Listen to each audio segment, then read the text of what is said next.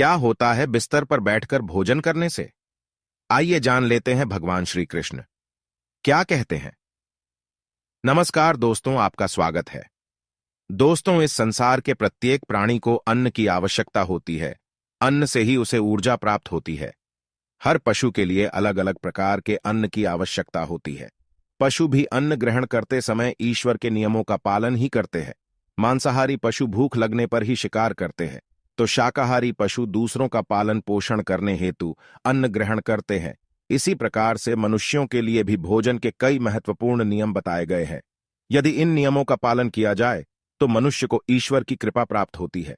हमारे शास्त्रों में भोजन करने की दिशा, भोजन के प्रकार, भोजन करने का सही समय, इन विषयों में महत्वपूर्ण नियम बताए गए हैं। दोस्तों, भगवान श्री कृष्ण ने भगवत गीता में मनुष्य को भोजन करने संबंधी बहुत ही महत्वपूर्ण उपदेश दिया है। यह उपदेश मनुष्य की उन्नति करने वाला, उन्हें दीर्घायु दिलाने वाला तथा सभी प्रकार के रोगों से मुक्त रखने वाला है। जिस देह को स्वयं परब्रह्म ने प्रदान किया है, उन्हीं ने उस देह को शुद्ध और स्वस्थ रखने के लिए मनुष्य को उपाय भी बताए हैं। जो मनुष्य भगवान श्री कृष्ण द्वारा बताए गए इन नियमों का पालन करता है, उसका देह सदैव शुद्ध, स्वच्छ, विकारों से रहित तथा सद्गति प्राप्त करने वाला होता है। भगवान श्री कृष्ण ने भगवत गीता के माध्यम से मनुष्य को भोजन के प्रकार बताए हैं।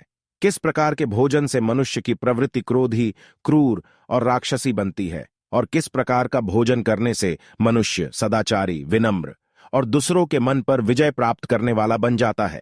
मनुष्य जिस प्रकार का भोजन करता है, उसे उसी प्रकार का देह और विचार भी प्राप्त होते हैं। अतः धन की देवी मां लक्ष्मी की प्राप्ति के लिए भी मनुष्य को उचित भोजन सामग्री का ही चुनाव करना चाहिए।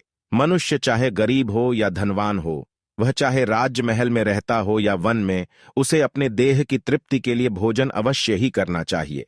परंतु इंद्रियों की लालसा में इतना भी उन्मत्त नहीं हो जाना चाहिए कि वह तामसिक एवं राजसिक आहार का सेवन करके क्रोधी, क्रूर तथा निष्ठुर बन जाए। तामसिक भोजन करने वाला मनुष्य अपनी मान मर्यादा, संस्कार एवं अपने शील को भी नष्ट कर लेता है और दुष्कर्म का मार्ग पकड़ लेता है। राजसिक भोजन करने वाला क्रोधी, आलसी तथा हिंसक बन जाता है। किंतु जो मनुष्य ईश्वर का नाम लेकर सात्विक भोजन का आहार लेता है, वह देह से तो शुद्ध होता है, साथ ही उसका मन भी पवित्र और सुंदर हो जाता है। ऐसे देह में ईश्वर सदैव ही निवास करते हैं। आइए जान लेते हैं भगवान श्री कृष्ण क्या कहते हैं। श्री कृष्ण गीता में कहते हैं, देहधारी मनुष्यों की प्रवृत्ति 3 प्रकार की होती है, सतोगुणी, रजोगुणी तथा तमोगुणी। वह उसी अनुसार अपना भोजन चुनता है। मनुष्य अपने इंद्रियों को वश में नहीं कर पाता, इसी कारण वह भोजन के स्वाद का आनंद भी लेता है। जो मनुष्य अपने इंद्रियों पर विजय पा लेता है, उसके लिए भोजन का स्वाद मायने नहीं रखता। वह तो केवल अपने देह को ऊर्जा प्रदान करने के लिए ही भोजन ग्रहण करता है। परंतु जिस मनुष्य के इंद्रिय उसके वश में नहीं रहते, वह स्वाद के लालच में तरह तरह के व्यंजनों को खाने की इच्छा रखता है।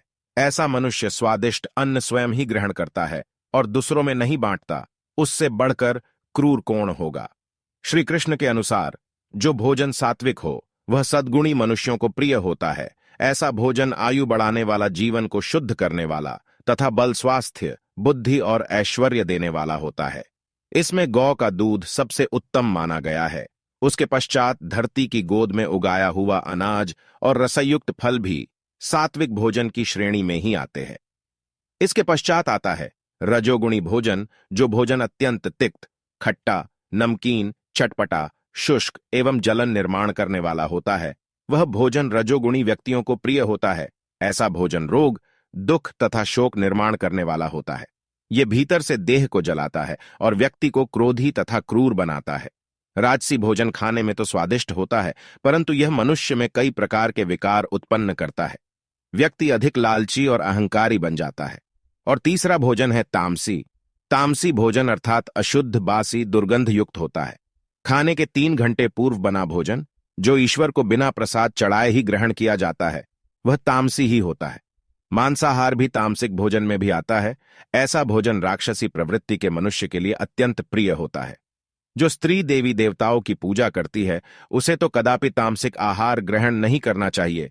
इससे उसे उसकी पूजा का कोई फल प्राप्त नहीं होता है। ऐसी स्त्री के घर से लक्ष्मी भी चली जाती है और घर में क्लेश और अशांति बनी रहती है। अतः हम जिस प्रकार का भोजन करते हैं उसी अनुरूप हमारी प्रवृत्ति भी बन जाती है। बिस्तर पर बैठकर, दहलीज पर बैठकर भोजन करना सर्वथा अनुचित है। बिस्तर पर बैठकर भोजन करने से मनुष्य की आयु कम होती है, शरीर में विकार निर्माण होते हैं। जमीन पर बैठकर भोजन करने से शरीर के अंदर की गर्मी जमीन में प्रवेश करती है, लेकिन बिस्तर पर बैठने से यह शरीर के अंदर ही रहती है, इससे रोग निर्माण होते हैं। वही दहलीज पर कभी बैठकर खाना नहीं चाहिए, इससे दरिद्रता आती है। ईश्वर को और गाय को भोग लगाए बिना किया गया भोजन भी तामसी ही होता है। यह मनुष्य को अधोगति की ओर ले जाता है। दूसरों के मुंह से छीनकर खाया हुआ भोजन अथवा दूसरों को भूखा रखकर स्वयं छिपकर खाया हुआ भोजन दुख, दरिद्री और बर्बादी ही लेकर आता है। भोजन को सदैव ही बांटकर खाना चाहिए। भोजन करने से पूर्व मां अन्नपूर्ण का धन्यवाद करना चाहिए और भोजन को कभी फेंकना नहीं चाहिए। जितना आवश्यक हो उतना ही भोजन लेना चाहिए। शास्त्रों में भोजन को परब्रह्म ही कहा गया है, अतः भोजन का अपमान साक्षात श्री कृष्ण का ही अपमान माना जाता है। भोजन के बाद थाली में हाथ नहीं धोना चाहिए, इससे पितृ देवता रुष्ट हो जाते हैं और मनुष्य को पितृ दोष लगता है। भोजन के तुरंत बाद पानी नहीं पीना चाहिए, इससे झट्ठर अग्नि शांत हो जाती है और भोजन अच्छे से नहीं पचता। भोजन हो जाने के बाद कसरत नहीं करनी चाहिए अथवा हेवी वर्क भी नहीं करना चाहिए। भोजन के बाद थोड़ी देर तक बैठकर घूमना चाहिए। भोजन के तुरंत बाद भी नहीं सोना चाहिए। भोजन करते समय बातें नहीं करनी चाहिए। हंसते हुए, क्रोध में भी भोजन नहीं करना चाहिए। भोजन करते समय पहले के 3 निवाले मौन रहकर ग्रहण करने चाहिए। तो दोस्तों, इस प्रकार से हमारे शास्त्रों में भोजन से संबंधी नियम बताए गए हैं। उम्मीद है आपको यह जानकारी अच्छी लगी होगी। वीडियो को लाइक जरूर करें और कमेंट में जय मां अन्नपूर्णा और जय श्री कृष्ण जरूर लिखें। साथ ही चैनल को सब्सक्राइब करें। आप सभी का धन्यवाद।